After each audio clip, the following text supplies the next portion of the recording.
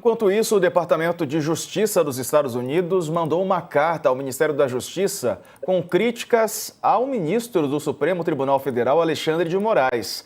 Segundo o jornal americano The New York Times, que diz ter tido acesso ao conteúdo do documento, o texto é uma reprimenda às ações de Moraes contra as redes sociais norte-americanas.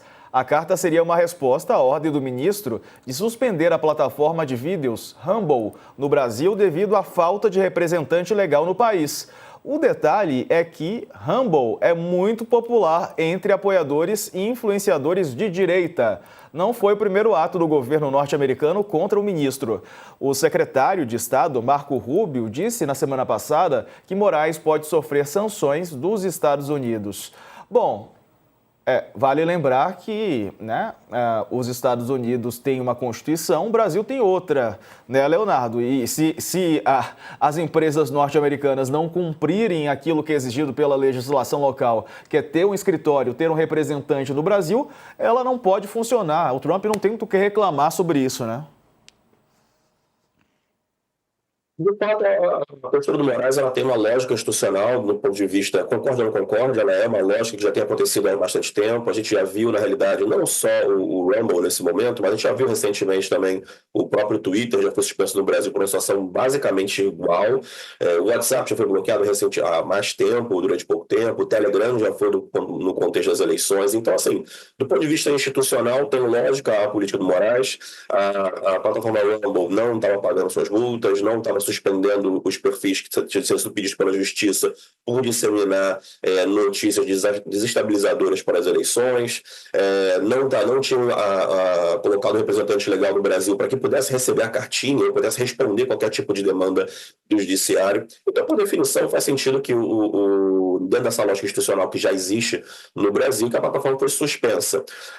O governo Trump, obviamente, esse é um ato político, não é um ato técnico, efetivamente, inclusive porque o governo Trump, nesse contexto, do ponto de vista da discussão de liberdade de expressão, tem sido bastante seletivo. Quando a gente olha, por exemplo, por essa discussão em relação a briga que ele está tendo com as universidades americanas, antigamente se pensava em imigrantes nos Estados Unidos, há 20 anos atrás, se pensava em buscar atacar imigrantes nos Estados Unidos ou perseguir imigrantes nos Estados Unidos por de terrorismo. Hoje não é terrorismo, hoje a discussão é quem fala mal dos Estados Unidos, quem fala mal de Israel, quem defende a guerra, quem defende Gaza, no conflito em Gaza.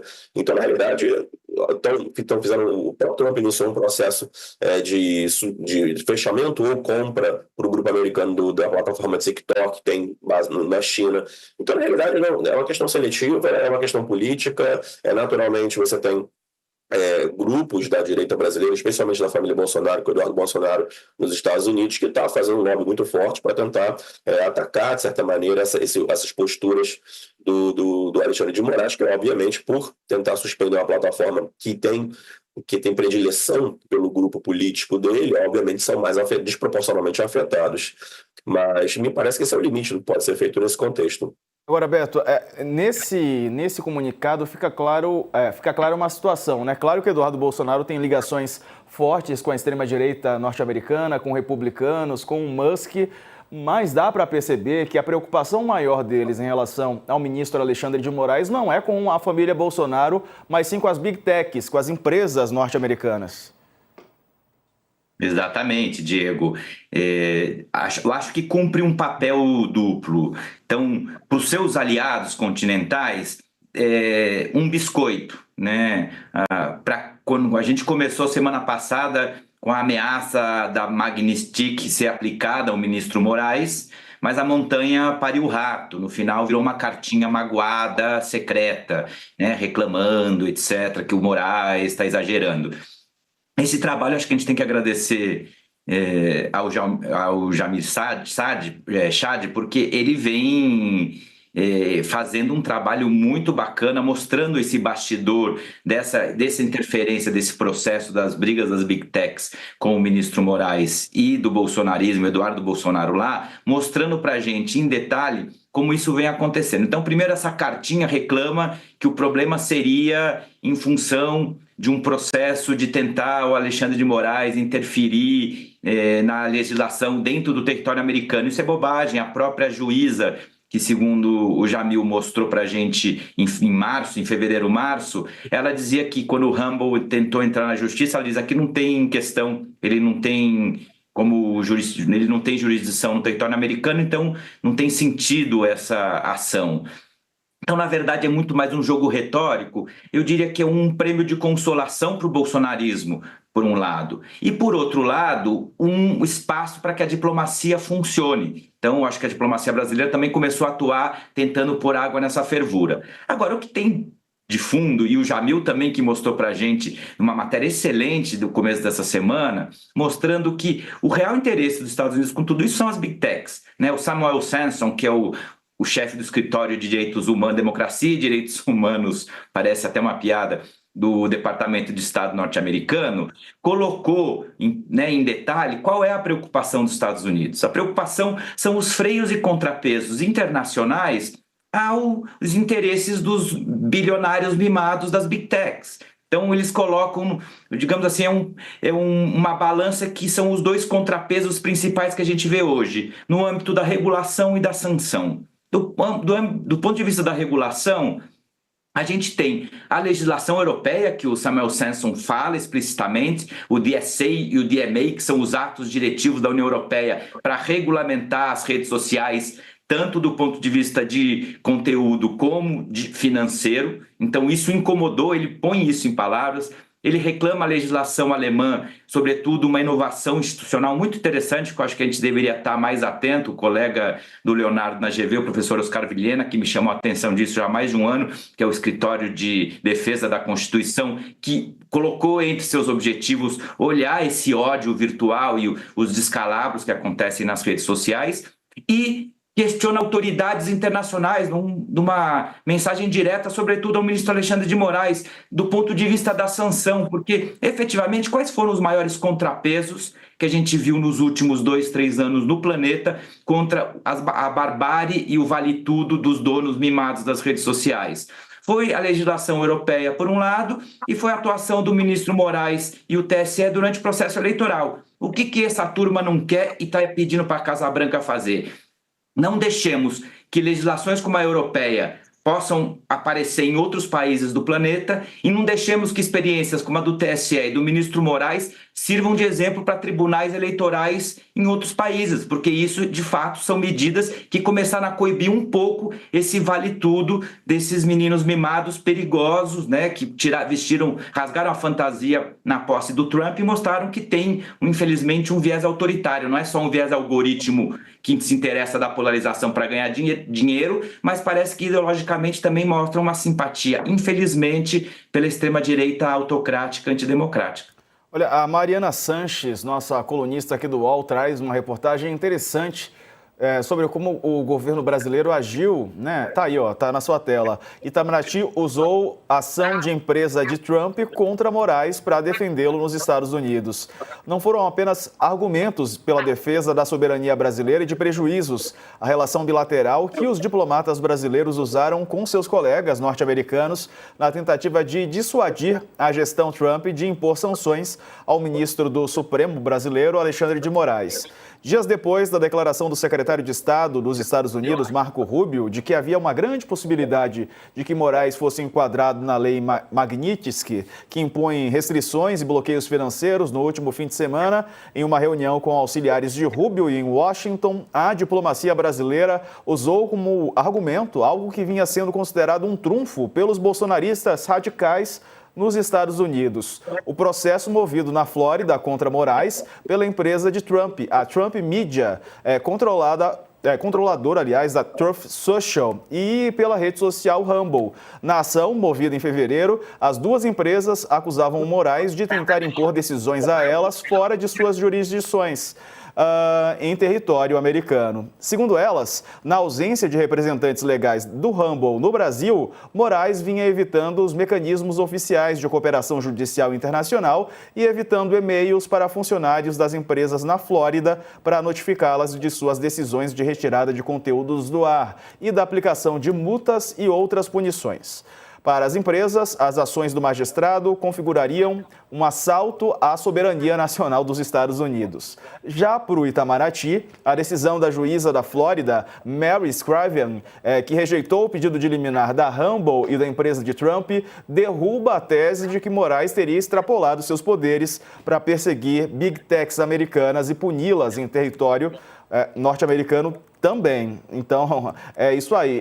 Eles entraram na justiça, a justiça não entendeu que o Moraes está extrapolando, né, a sua jurisdição, e agora isso está sendo utilizado como argumento pelo Itamaraty para também evitar sanções ao ministro Alexandre de Moraes. Leonardo. Sérgio, eu acho que no final das contas a gente tem uma situação na qual a fronteira digital, na realidade, ela borra e ela não se limita às fronteiras nacionais. Se você tem um determinado ator que está executando algum tipo de ação dentro de uma plataforma digital em qualquer lugar do mundo que pretende desestabilizar algum país, as eleições, ou seja lá o que seja algum país, naturalmente esse país tem direito efetivamente de criar algum tipo de mecanismo para limitar isso. Se você não consegue dialogar com a plataforma para a plataforma derrubar esse tipo de conteúdo, limitar, punir ou qualquer coisa que seja, a solução que sobra é você tentar limitar a capacidade dessa plataforma de veicular os seus dados dentro do território nacional, então preservando a soberania nacional. Volto no tema do TikTok. Por que os Estados Unidos queria efetivamente, o próprio governo Trump iniciou no último governo dele, iniciou um processo de banimento ou compra do TikTok pelos americanos, uma empresa americana, porque justamente achavam que a coleta de dados de cidadãos americanos na China seria uma ameaça à soberania, enfim, poderia ser uma tentativa de manipulação dos americanos pelo governo chinês. No caso do Brasil, assumindo que a gente concorda que você tem personagens dentro do Rumble que estão veiculando desinformação, que essa desinformação tem criado problemas e risco de desestabilização tanto da política quanto das eleições no Brasil, é natural você imaginar que isso afeta a segurança nacional brasileira e, por consequência, algo ato tem que ser feito. Então, você não viola a liberdade de expressão, você basicamente une uma efetiva plataforma por não aceitar ou criar obstáculos para uma decisão judicial. Isso não acontece só com a plataforma de mídia. Se você for qualquer jornal ou qualquer outra entidade que bloqueia e restringe a capacidade da justiça seguir seu curso, ela é afetada. Então, me parece que está tudo dentro da normalidade nesse contexto, assumindo que esse caso seja de fato uma desinformação que me parece que afeta que tem afetado efetivamente as eleições brasileiras. E ainda nesse assunto, o ministro Alexandre de Moraes abriu um inquérito no Supremo contra o deputado licenciado Eduardo Bolsonaro, do PL. Segundo declarações em off de um ministro ao jornal Folha de São Paulo, a decisão seria uma resposta ao aumento das ações do parlamentar contra integrantes da corte. Eduardo Bolsonaro pediu licença da Câmara dos Deputados, está lá nos Estados Unidos. De lá, diz estar fazendo contatos para acabar com o que ele chama de ditadura do judiciário no Brasil. Ainda segundo a Folha, os ministros estariam insatisfeitos com a falta de ação do Itamaraty. Tanto que Moraes incluiu na decisão de abertura do inquérito uma ordem para que o Ministério das Relações Exteriores indique diplomatas para prestarem esclarecimentos sobre este caso. O Beto, e o Eduardo Bolsonaro, assim, ele nem faz questão de esconder, né? Vai deixando provas pelo caminho. Pois é, Diego. Agora, o mais interessante da matéria da Folha, eu acho que primeiro tem um ponto interessante, que ela comenta essa preocupação dos ministros do Supremo viria de um trauma, que eu acho que é um trauma legítimo, que é a inação do Augusto Aras durante todo o governo Bolsonaro. Então, um trauma de uma inação institucional, um receio do Supremo de que, eventualmente, o Itamaraty também pudesse não estar atuando com o vigor necessário nesse caso. Então, dois registros primeiro. Eu acho que o caso do Aras e da sua braço direito Lindora, o Aguirre Talento, na série de matérias que ele tem revelado para a gente, mostrou como o Aras tinha realmente um papel, a princípio, assim como a Lindora, bastante deletério do ponto de vista da defesa da democracia. Parece que as tais conversas do Aras com o Bolsonaro não eram mais que futebol, como ele disse, né? Então, eu acho que aqui vale o Supremo também cobrando a ação das instituições, deveria olhar essa gestão Aras Vindouras e essas mensagens que foram reveladas para a gente entender como que foi a atuação desses dois procuradores. A própria Lindoura se negou a comentar o tema, mas eu acho que a sociedade brasileira mereceria saber um pouco mais sobre isso. Quanto à atuação do Itamaraty, quanto à atuação do Itamaraty, eu acho que ela foi correta. Eu acho que o trauma do Supremo se equivoca pedindo uma ação pública do governo brasileiro, e isso de forma muito rápida, Diego. Porque o Trump, se a gente for entrar cada vez que o Trump ou o trumpismo fala uma barbaridade, a gente vai entrar nessa guerra narrativa que essa sim favorece os aliados do Trump no Brasil. Eu acho que o Itamaraty está atuando no bastidor para jogar água na fervura. E acho que o governo deve entrar, e o Itamaraty, publicamente, quando essas ações, quando essa narrativa virar ação. Se algum momento vier uma ação contra o ministro Moraes, aí é a hora de entrar firme e duro. E digo, e termino com isso, e acho que aí nesse caso o bolsonarismo e o trumpismo deveriam pôr suas barbas de molho, porque toda vez, a gente já comentou isso aqui, né, Diego? Toda vez que o trumpismo se imiscui na política doméstica de um país, ele ajuda aqueles que são contrários aos seus interesses. Então, um tipo de medida dessa, a hora que sair da palavra e virar uma ação, justifica uma reação soberana do Brasil, e aí a gente vai ver quem fica do lado da soberania brasileira e norte-americana. E eu acho que nesse momento o bolsonarismo pode ficar numa situação muito ruim.